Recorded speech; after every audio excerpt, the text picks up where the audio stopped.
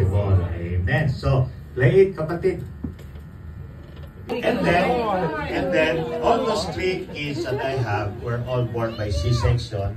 Kaya matibay itong aking partner. And then one time I went to Davao, I attended a prophetic conference. At that time, coming from a Baptist background. So, wherever you are, I believe the Lord has spoken to each one of us. Kung tayo man ay